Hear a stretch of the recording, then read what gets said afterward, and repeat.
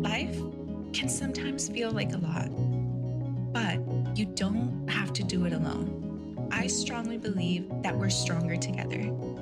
Here, we're going to slow down, have real talks, make sense of things together, and explore ways to intentionally grow the life you want. We're going to talk about mental and physical health, relationships, money, work, and community. Welcome to Rooted in Intention with me, Karina Gomez.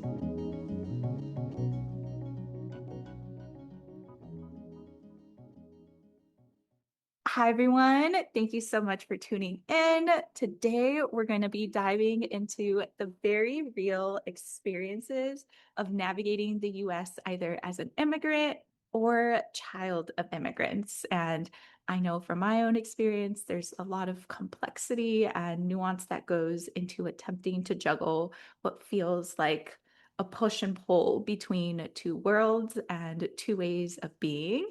And today I'm joined by special guest, Dr. Lisette Sanchez, who's a bilingual and bicultural psychologist, international speaker, writer, and founder of Calathea Wellness.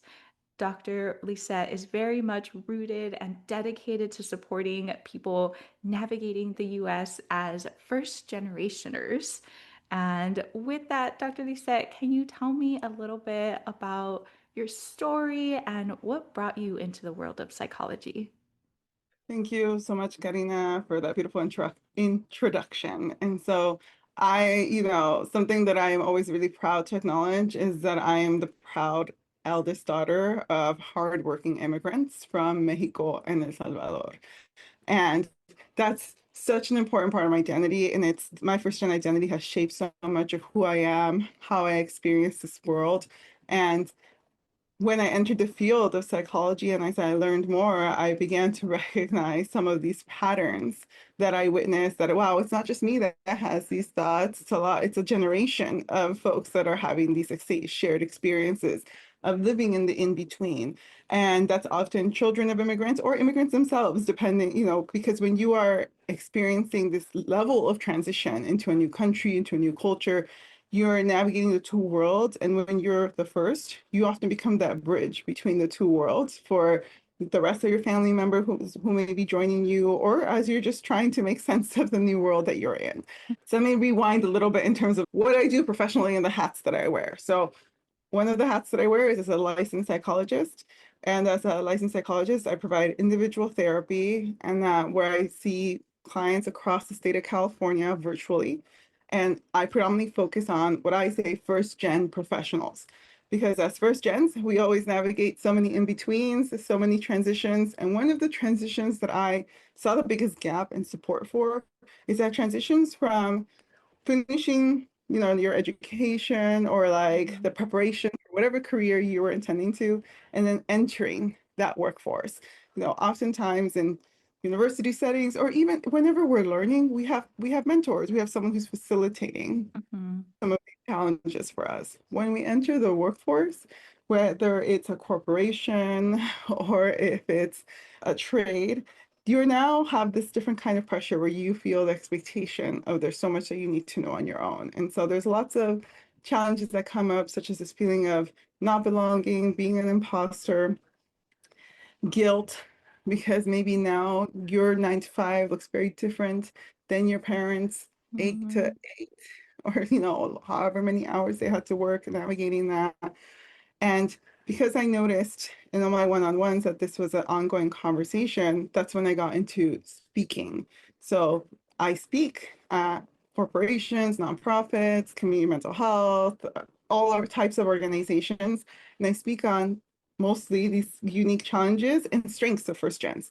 So I speak on the imposter phenomenon. I speak on first gen mental health. And I also love when I get to come and share about I know I said strengths, but I always also call them like superpowers, just what we learned on our journey that we've thought we've had to shrink as part of our identity, but it's really what helps us. And I also write about all of this. And so I often write in Hip Latina, but I also recently wrote in Oprah Daily. So just my goal is to increase people's awareness around the strength that our first gen identities bring. Mhm.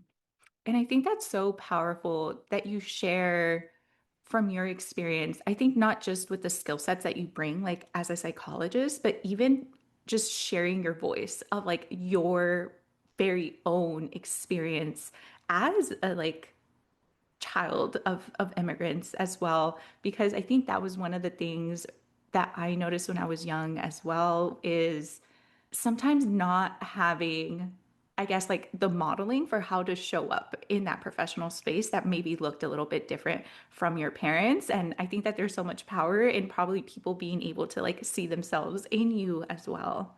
Yes, yes. And I appreciate you saying that. Like, I think I do that because I know that when I hear other people share their stories and I relate to their stories, I feel so seen. And I think there's a lot of power in all of us sharing our stories, but it's a very vulnerable space to be in to share that. And so I understand that, like, not everyone feels as comfortable being open. So I appreciate you saying that because it does take a level of courage to be this vulnerable publicly. Hmm. Hmm. I think especially when highlighting values of humility and what that looks like and what it could mean for different people. Yes. Yeah. Oh, yeah.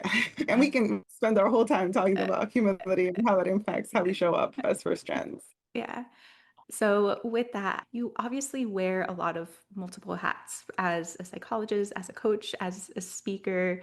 Can you share a little bit more about the common challenges that you see within people? And what are some of the skills, some of the takeaways, some of the aha moments that people have?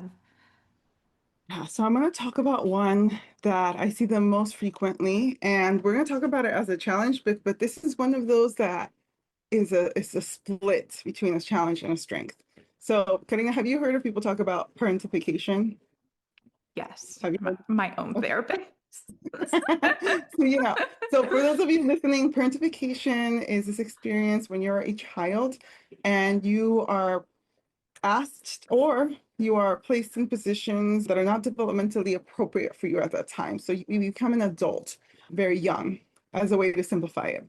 So think about this. Many of us, I know for myself, I grew up translating important documents for my parents, translating important phone calls, filling out paperwork. I was my mom's mini helper. Whatever she needed, I was there and I was available for it. And same for my dad. Whatever he needed, I was there and I was available for it, except I was 6 years old or 7 years Mhm. old or 10 years old, right? Like now it's the same, right? I'm here to help my parents and however I can, but it's different because now we're all adults in this relationship. Here I was a child, but my parents leaned on me because they didn't know where else to go, right? There wasn't, at least to their knowledge, any resources or spaces that could help them with this. So let's be clear, when we talk about parentification, oftentimes it's because the communities are under-resourced, first. Two, it's also because it might be what your families know. My mom, when she was a kid, that's what was expected of her. It's like my mom is also the oldest daughter. Mhm. And so ever since she was a kid, it's okay, you got to help me with this, mija, go do this, go do that. And you just take on that responsibility. That's what was expected. Now, with parentification, there's actually two different kinds. There's instrumental parentification and emotional parentification. Instrumental is everything that I just described, the translating, the filling out paperwork. I don't know about you, but I know I learned how to balance a checkbook very young. Nowadays, I'm like, it was a helpful skill. And all of these instrumental parentification experiences make it so that I feel pretty confident when I'm approaching a difficult form, when, maybe there's some slight anxiety around, am I translating this correctly? But I feel pretty confident about my ability to navigate these situations, right? That's what instrumental parentification helps with. Emotional parentification is where the challenge is. Emotional parentification is when we felt responsible for the emotions and the emotional well-being of the people around us, the adults around us. So that's, for example, oh, my mom is almost home from work. I forgot to put the beans on the stove. Or Mhm. I forgot to take, whatever out of the freezer. I'm panicking because it has nothing to do with, like the task at hand. I'm panicking because my mom's gonna be upset when she gets home. And what can I do to make her less upset? Maybe I go and I get started, I do this, or Or let's say mom come or dad, they come home and they're already tired, exhausted, irritable because they're tired and exhausted from working two jobs, 12 hours, whatever it might be. And I decide that I'm responsible for their emotions. So if Mhm. my mom gets home and I'm like, I got to take care of her feelings. So as you can hear, probably underlying what this leads to, it leads to a lot of people pleasing Mhm. because we learned that sometimes the way we receive love is when we anticipate someone else's needs and we take care of their needs before caring for our own. So that's one of the bigger like emotional challenges that I witness. Yeah, and I think one of the things that's coming to mind is I can imagine that the way that a parent maybe responded to someone like not putting out the chicken or the meat to defrost, that type of thing, is going to play a role in how a child perceives this mistake. And it makes me think of generational trauma and maybe the like emotional capacity of the parent for how they're going to respond. And I'm wondering if you could share a little bit more of how those things play a role together. Yeah, yeah. And parentification is a type of intergenerational trauma. Something that I always talk to like my mentees or people about is like your parents' ceiling is your floor. And often people think about that when it comes to like our career advancements, but Mhm. that also is connects to our emotional advancements and how emotional intelligence, how much we pause, give ourselves time to rest.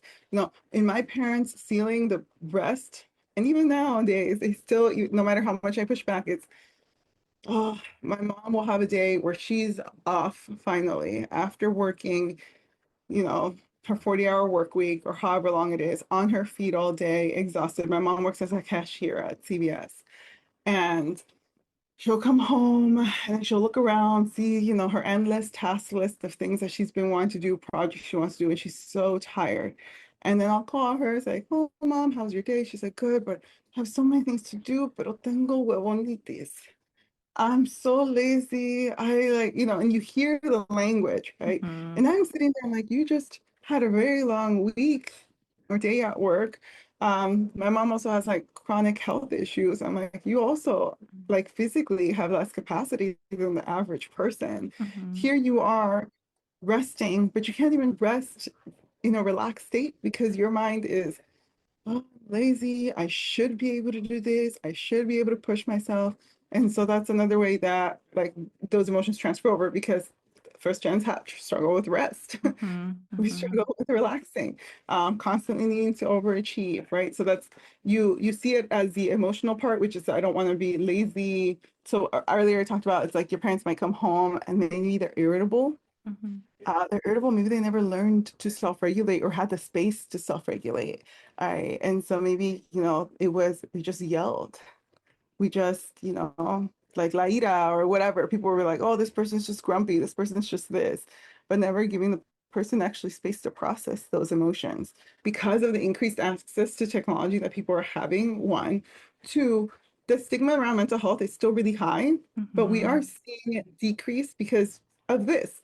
We're having these more public conversations and sharing how, earlier you talked about, oh, I've learned about this from my therapist, right? That was such a casual statement to say that 10 years ago would have been like, wait, hold on. Did you just say you see a therapist? Why do you see a therapist? Like, what's wrong with you? Right? Uh-huh. Like, but now when we can casually say, like, oh, I have my therapist appointment. Now, there's still some people who will be like, for what? Like, you have a therapist? Uh, but the more we all talk about it, the more we normalize that no, it's for life. It's the same way we take care of all of our other wellness. Our mental wellness is the same. Physical wellness, nutritional wellness, mental wellness.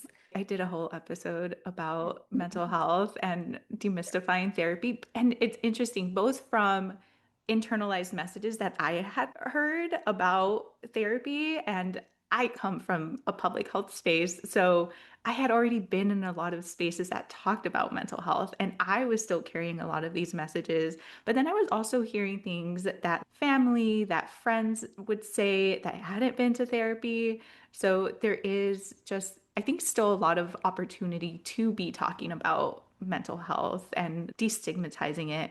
And I'm curious if you see a generational difference in terms of who's a bit more accepting because I don't know if it's just through my own live experience, but I feel like maybe the younger generation is a little bit more open to it and there's still a little bit more resistance among the older generation.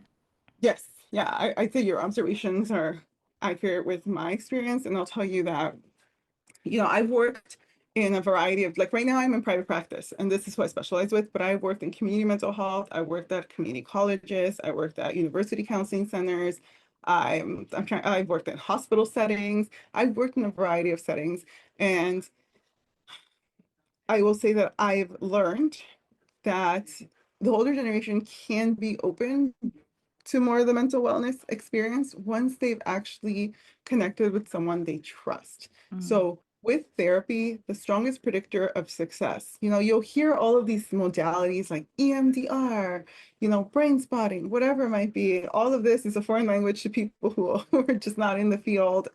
And all of these are amazing techniques, but a therapist can be trained with all of the techniques in the world. They will not be able to help you if you don't trust them, if you don't feel mm, connected with them, because you're not going to be open with them. And I have a lot of experiences in which I've worked with people who straight up showed up, especially if I think of older generations, they'd come to the session with me, they sit down and they're like, I'm here because my doctor told me I have to be here, but I don't believe in this. Like, I don't know why I'm here. And And I'm like, obviously I'm like, I'm grateful they're being honest with me because then we can talk about it. mhm, But then I also understand that we're going to be stuck until they mm, trust me or we figure out what's the best option for them. And I can tell you there were some people who I saw who still showed up week after week, month after month, and would say the same thing. I don't want to be here. And mm, you can't really explain to someone the benefits of something that they don't want to try. mhm, And then I had people who maybe had a little bit of openness saying like, I know this is supposed to help, so I'm gonna come and share. And I know this is a private, confidential space, mm, unless there's a few exceptions, but for the most part, therapy is confidential and the exceptions are around harm to self or others. So, uh, and it's imminent harm to self or others. So to mm, be clear, and we can have a whole other session on that, but what I will say is that then there were the people who were like, I'm open to it, but I'm not super invested just yet. And for those, I saw our progress was just slow, where mm, maybe it took us years to begin to get to the root of what their challenge was, because it took years to build that trust between us, for them to feel comfortable enough to share. It's a very vulnerable moment, mhm, right? And you already had an episode on this. So culturally, especially older generations, like this almost have that. You don't tell other people what's mhm, going on. You don't tell anyone this internal battle that you're having. You just fight it. You just be strong. You just get through it. And I think younger generations recognize that I don't have to get through this alone. mhm. And you've spoken to, I think, other aspects of I don't have to get through this alone, kind of those like aha moments people have. And you're very open of how being the strong one can sometimes be like self-sabotaging. So I'm curious if you could dive a little bit more into that. Yeah. Yes. So my job, what I went to school for a very long time, okay, like I graduated, like I'm gonna age myself here, but it doesn't matter. 2006 is when I graduated from high school. 2018 is when I graduated from my doctoral program. December 2019 is when I became a licensed psychologist. So for those of you who are doing the math with me, 13 years to become a licensed psychologist. And since then, it's been 6 years since I have been licensed. So in all of these experiences, my job has been to like look and identify patterns and like get an idea of like what are people experiencing. And one pattern that I witnessed time after time after time. Oh, and let me be clear, when we have these patterns, we have patterns in these ways of experiencing the world that shape how we make decisions, how we take the next steps. It helps us. Oftentimes it's for survival. It's I see myself in this way, and so I act accordingly, and that reduces decision fatigue. So let me be clear that like a lot of these patterns, they're meant to help us until they stop helping us, right? So we talk about the parentified child, talk about being an eldest daughter. We'll talk about, but being first gen oftentimes comes with this assumption that I need to be strong. I need to be strong for my parents. I need to be strong for my ancestors. I need to be strong for, whoever it is. So oftentimes being strong means not asking for help, not admitting that we're feeling exhausted by something, Mhm. because any of these things can be perceived as a weakness, and feeling this pressure to hold it all together all the time. And so that's a lot of pressure for anyone to carry. And what we don't realize is when we are constantly putting that pressure on ourselves, we are self-sabotaging, Mhm. because what will actually help us be more effective and whatever our goal is might be asking for help, might be resting, might be, being more open and honest, even just with ourselves about what is happening and our capacities and limitations. But Mhm. when we get so stuck on, I need to be the strong one, then we don't feel that we can go beyond whatever that internal definition of the strong one is. So my goal is to help people redefine what it means to be the strong one. And Karina, I'll ask you, based on what I'm saying, what would you say being the strong one should actually look like? Think for where I am now, being the strong one is being able to like pause and not immediately say yes to things and like actually check in and be like, do I have capacity for this? Do I want to do this? Or am I feeling some internal force that says you should be doing this, but I actually don't want to be doing this? And Mhm. showing up as someone that I hadn't previously shown up as, because I think to what you were saying earlier, sometimes it's just like you grow up sometimes helping your parents, helping your family, and a lot of times it's because you want to do it. But to what you were saying, like at some point, a lot of the things that we grow up doing end up being harmful. And I think for me, trying to always be helpful really ended up leading to me just like hitting burnout a couple of times and having to learn to be like, let's check in with myself, what my capacity looks like. And I think there's actually so much strength in there because diving into a little bit what I've learned within therapy sessions, like the strength to feel your emotions and do the like emotional regulation to then say something that you might initially be uncomfortable with at first because boundaries and saying no can be uncomfortable. And there's actually a lot of strength that goes into saying no to someone when you haven't necessarily been practicing that in your life. Mhm. Yeah. Yeah, no, I think that's such a beautiful way to think of strength.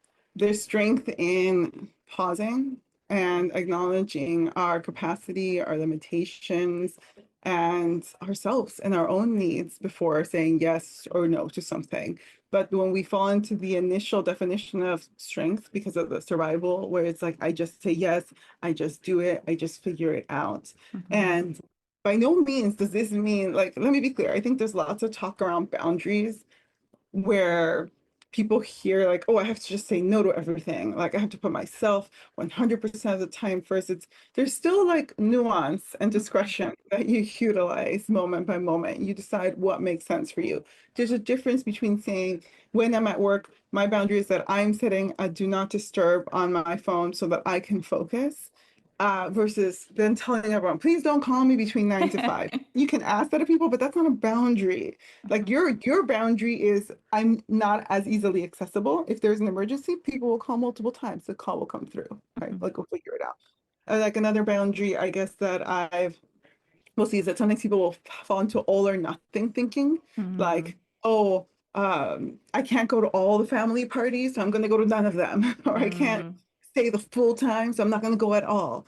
And I get it, I get it. Like, the families could be like, you're leaving so soon, and you get the little bit of the guilt trip, like when you try to leave something early by your standards, right? Mhm. But I always say it's, remember that, like you talked about this earlier, like with the intergenerational trauma, the capacity for the emotional intelligence and awareness of things. I've learned that when people, when I get a call from my mom being like, ya no me hablas, you don't talk to me anymore, I don't care. Whenever I get a call like that, I've learned to be like, oh, mom, you miss me. You would like it if I called you more. Like Mhm. I hear you, right? So when you're leading a family gathering and they're like, ya te vas, siempre no te queremos más tiempo, whatever, we want more time with you. You're like, oh, that's really sweet that you all enjoy my company so much. And I enjoy it too. And internally, you're like, and I enjoy it the most when I'm enjoying it and honoring my needs first. And I gotta wake Mhm. up at work at 5 a.m. tomorrow. So if I don't leave now, I'm gonna be exhausted tomorrow and I'm not gonna be happy. So, but you still showed up. I think with boundaries, it's one of those things where it's a skill set. And I think sometimes at the beginning, it's easy to go into a pendulum swing and go from having like no boundaries to practicing these like really hard boundaries. And I think over time and with practice, it's about finding that middle ground of adjusting according to like the situation and your energy and all of these different factors that come into play. Yes, absolutely. And you know what, Karina, what I'll find is like when you are actively setting boundaries and when you find the best balance of boundaries, what you'll find is you have an increased capacity. You're like, oh, I like want to stay longer. Like I can stay longer. I can do all of this. And then that's when you can use your own like self-awareness to decide in the moment what makes the most sense for me right now. Because boundaries can shift, boundaries can evolve. And yes, there are times, so I acknowledge when we do have to set some pretty strict boundaries, particularly with relationships or people who may create more toxic environments because of the decisions they make or whatever else they've got going on. So like I don't want to dismiss that that does happen, but Mhm. I'd say most of the time we're talking about and utilizing boundaries to bring our relationships closer. So even in those toxic relationships, sometimes we need more of that space so that we can maintain the closeness of continuing to talk to them or continuing to have them in our lives for some of the more challenging relationships. I'm curious because we've been talking a little bit about the like different skills and the different perspectives that people can learn. You also have first gen sin barreras, which I think is very, very beautiful and it just incorporates obviously like culture within there. And I'm wondering if you could speak to a little bit more of how people can work in embracing like cultural aspects and what pieces help us with resilience that we are already rooted in, like the values that we bring and traditions. Yes, yes. And so earlier I talked about how often for first gens, a common experience is feeling this pressure to shrink a part of our identities in order to fit in. So what that looks like, so I think of when I started school. When I started school, it was a bilingual education program. Then in the middle of second grade, we moved. And so I grew up in Southern California. This is all in LA, to be clear. So I moved to a different school, still in LA. This time it became English only. And I remember getting in trouble if I spoke Spanish, being nervous around my like literacy in English and being kind of forced to like focus on all English, right? And so at school, again, I was quite literally told, shrink this part of your identity, like don't speak Spanish, don't do Mm, this. Being on to like other times in my life where like in high school, I had a teacher who was very problematic in a lot of the things he said, I'll be honest with you. And he would make this comment around like, I don't care what your heritage is, where you're from. If you're south of the border, you're Mexican to me. Almost erasing mm. all these other identities and Latin American identities. So problematic. It's really diverse. There was a lot of things that happened, right? Because we were kids and this is before really understanding microaggressions, all the terms we didn't know, and at least I didn't know, and my parents didn't know. And uh, so anyway, you have these overt messages, strength.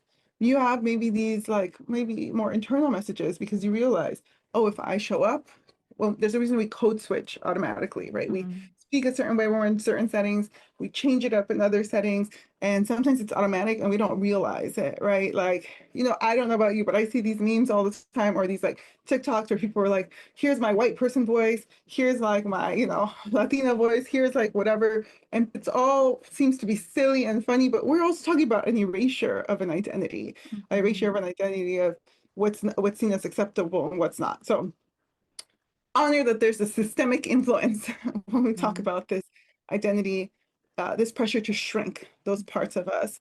But those are the parts of us. So let's be clear. So we're talking about the living in the in between. speaking multiple languages is one way that you learn to navigate multiple worlds, right? Because you have to be that bridge between your parents and the system.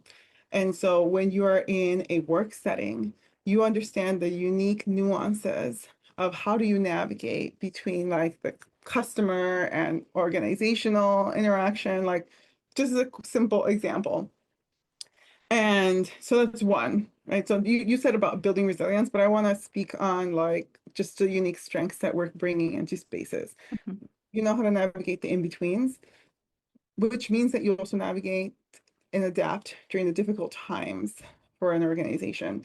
For me, resilience, adaptability, resourcefulness, all of these, they are leadership qualities.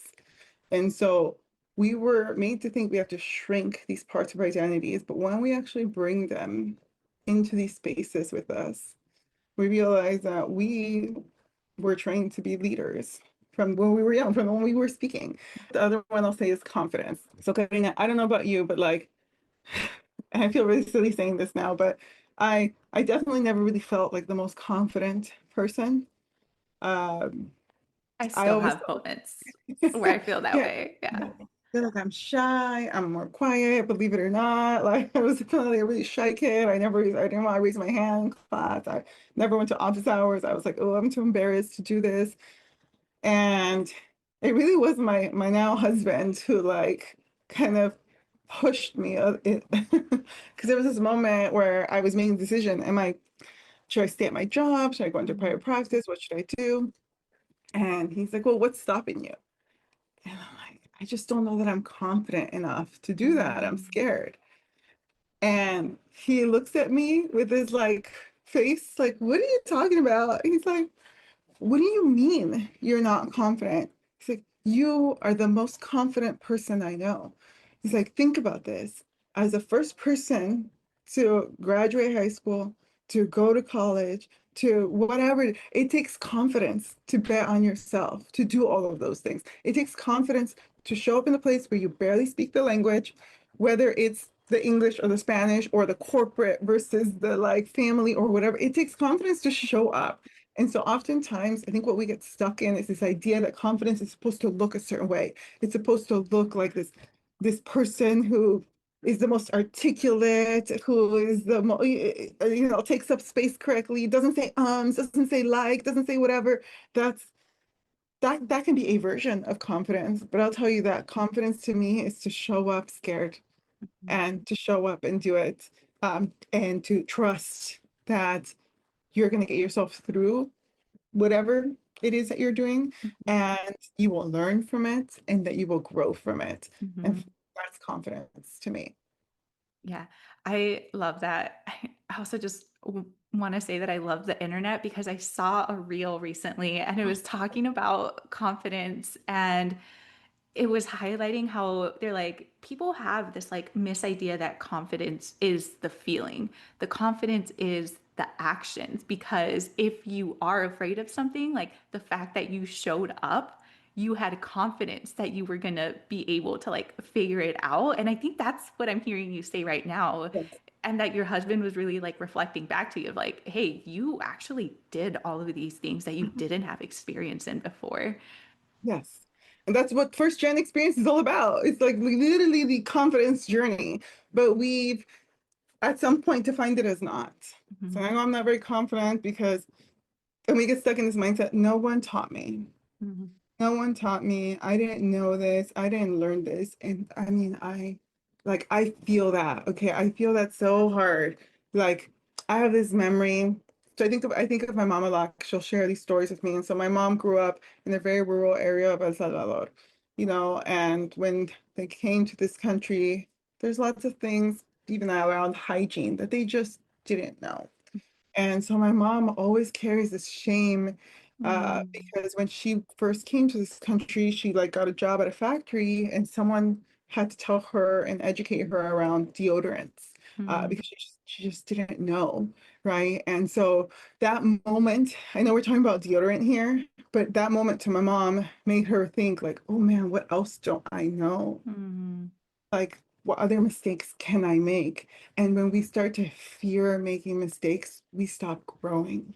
Mm-hmm. Right. And so, like, my mom, I bring this up because my mom, until this day, she's like, I want to take a typing class. I need to learn how to use the computer. I need to do this.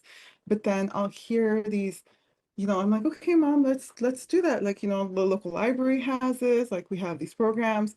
And then something comes up and then she doesn't do it. And I understand sort of what's happening for her, but the reality is it's until you're ready, until you can push through and understand that you're gonna do it scared, you're gonna do it by yourself, you're gonna do it, whatever it might be, like that. But a lot of us have that wound Mm-hmm. from the one time it happened and we felt so ashamed. So Mm-hmm. I want to share that example of the deodorant because I'm like, the way my mom talks about it, how much shame she had around it, how like this happened probably over 40 years ago now. She still thinks about it. Mm-hmm. And I Mm-hmm. don't even think that person meant any harm by telling her. I think they just wanted to teach her and to help. Uh, but in that moment, there was a shame. So oftentimes we feel ashamed and afraid of making mistakes, and that's what stops us. Or we feel that no one ever taught me this before, no one, like, and we get stuck in that. And so if you're listening to this and you're like, oh, that's me, I hope that you can challenge yourself to push beyond that and trust that, you are already confident. You made it to, whatever point that you're at. And it's just about trusting yourself to take that next step and trust, like we said, that you will get through it, whatever small mistake you make, whatever that looks like. And I don't know about you, Karina, I definitely made plenty of mistakes in my Mm-hmm. life. And I've now learned, I now truly believe that anything is possible for me. And so I apply to like any opportunity that I see that I'm interested in. I'm like, I'm just gonna apply to it. Mm-hmm. And I think I've shared this online, but now I keep a not yet folder in my email inbox. Oh, I So love that. every time I get a rejection, because I get them, they just go in that folder so that I mentally can shift my mindset around my failures, right? My Mm-hmm. failures or my mistakes. It's like, this is just a not yet moment for me. And that's all it is. Mm-hmm. And versus a not ever because I made this one mistake. I Yeah. could actually talk about that for a while, so I'm gonna stop here because I have some more to say about how our education system socialized to make us think that making one mistake leads to failure. But hmm hmm And shame. I feel like shame is so powerful in holding us back. And I think that that was a lot of my internal work is just like seeing in the spaces where shame was like showing up, where it's just like, oh, like I'm not good enough in this space. And I think to the example that you were sharing with your mom about the deodorant is interesting because I think there are some things where maybe the like status quo within America of like how things are done, some people share with like good intentions. Oh, like, oh, this is how we do things, or like we put on deodorant here and that type of thing. And I think that just speaks more to the cultural norms of like adapting and not necessarily that there was anything bad with your mom not wearing deodorant, but it's that there was just this like cultural difference. And I think for myself, one of the examples that I think about is I would generally speak up when I have things that I think are like worth saying. But I'm generally a bit more, I guess, like of an ambivert. So introvert, extrovert, like right in the middle is where I feel. So I think in school I was oftentimes quieter, and even in work as well, like within meetings, where I think that extroverts are maybe a little bit more celebrated within America. I oftentimes receive the feedback of like, oh, we would like for you to share more, or like when you do share things, it's like meaningful. And I think at some point I hit this like perspective shift of like, huh, maybe the point isn't that I actually have to speak more and I can actually just honor how I'm showing up. And partially the reason why when I say things, people find them meaningful is because I pause. I was hearing others' perspectives, I was digesting it, and then I was forming my thought. It's just like that takes a process and like energy and time for me, and being able to like just honor that that is my own way of being and showing up, and that that's okay, even though in the cultural norm it might be a little bit more celebrated for people to be like extroverted and out there, and just like coming back to like what is it that I want to take in from like the new culture and what is it that Yeah. I want to be more like accepting of myself. And I think to some extent the deodorant thing could be iffy because it's just like, well, we don't want to be smelling each other, but there's a lot of Yeah. nuance I feel to these things. Oh yeah, I agree. There's so much nuance, and that's just an example. The example wasn't like what they asked her; is that it's how she felt after. Mm, And I love that you're bringing up. It's like we're just saying this is how things are done here, because here's the thing, a lot of this is for us to be able to like pause and think critically. Does this fit for me or not? Is mhm, this something I want to continue with or not? My mom, like in that moment, she felt shame because she's like, oh no, like I've made a mistake, and it caused her to kind of shrink more mhm, in the moment. But it could have easily also been like, okay, that's helpful to know. That's helpful to know. Now I get to decide, do I like deodorant? It's like, mhm, do I want to find alternative ways to help me with this? And I know we're talking about this, but I'm like, there are lots of different things that people do for hygiene, right? And mhm. so like, there's lots of, and now like, there's a million different deodorants to choose from like the hat, whatever it is. But it's, like, what you don't know, like, doesn't help you. When you know, then you can feel empowered to decide to make your decision for what you want to do next. Feel like that's the important part. Feeling Yeah, empowered yeah. within a new country, within a new space of being able to like show up authentically, which is sometimes difficult. And getting into the like, political climate would be a whole nother conversation because of the messages that we're hearing and how I think if you're not in an empowered space yet, could be very detrimental for creating additional shame within our communities of not being good enough to be like in the country when you're hearing so many messages in social media and the media. Yeah, and so I want to speak on that a bit. Yeah, because as we're talking about this, I'm like, yes, I want to say yes. I'm telling people be empowered. I want to say yes, take up space, and I also acknowledge that we are experiencing a real attack on our immigrant communities where we may not feel as safe taking up space in certain settings, and so use discretion with the privilege that you do have in spaces with what comfort you feel around what you do. I know that I like to go on walks. I make sure that I have my identification with me when I'm going on walks because I do get nervous around things. I have people around me say that they won't leave their house without their passport anymore. There is a real threat that I think immigrant communities are experiencing, especially with racial profiling. And so use your discretion with in what spaces do you feel comfortable speaking up, taking up more space, in what spaces do you need to focus more inward on your immediate family, your immediate system. And I actually have something that I'm releasing. You don't need to sign in or give me your email or anything. It's a community care toolkit that's giving you tools for things that you can do for yourself, things you can do as an ally. I have a short form of a family safety preparedness guide, and then just additional resources for how you can get connected with national resources, local resources, and a bit more information to help our communities. And I encourage anyone else who's created any resources like that to make them freely available for folks. For me, like a layer of protection for my community is not asking for people to sign up for my newsletter. Normally, this is a sign up for this freebie. I don't need your information. You use Mm, this the way that benefits you the most. That's in replacement of my Q3 first Gen Barreras because I'm a one-person show and I was like, I can only do so much. And so mhm, this is what I want to do. But you mentioned first Gen Barreras earlier, so I want to touch on that. So community care toolkit, that's on my website, just on my resource guide, but I'll make sure I link it in my like socials so that people can find it. And first Gen Barreras, that is something that you sign up for my emailing list. So if you're listening to this, you're thinking, I want to feel more empowered for Sin Barreras, I have two free journaling guides that are available. They're like loteria style, culturally infused. The first one is focused on the imposter phenomenon. The second one focused on trailblazing guilt, lots of unique challenges first gen experience. And then what I'm aiming for Q4 is actually a bit of a shift, but it's going to be a guide for first gen professionals in the workplace.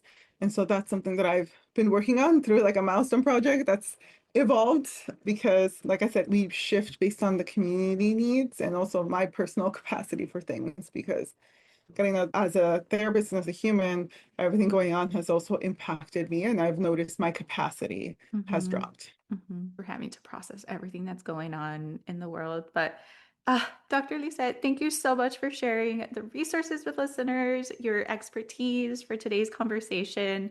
And I just want to tie this into, I would say, one of the strengths of immigrant communities, both like Latinos, but also other collectivist type of cultures that come into the US. And I think it's just that power of leaning into community and being able to get through things together because I know in the US, there's oftentimes a bit more of like that individualistic culture. And I think those are two things that we also navigate. And I think just being able to come on here and like share the messages and your openness to share resources with folks is just like, I think one of the powers that a lot of immigrant communities bring in being able to get through things together. Thank you, Karina. Yes, and thank you for inviting me on because that's community building right there. It's we just all have to show up for each other. Yeah. Are there any other plugs that you want to Yeah. mention? I have all the plugs, okay? Things that I want to plug in. So I want to share that, I am actively booking speaking engagements. And so if any of what I've shared resonates, you know, your organization has funds to bring speakers, whether it's professional development funds, if you're part of an ERG, which is an employee resource group, anything, please bring me speak. I'm available virtually or in person. I really do love speaking, even though it makes me nervous. And so please think of me. That's really when you talk about the power of community, is most of the speaking engagements I've gotten is because one person put it on the radar of the organizer and said, hey, check this person out.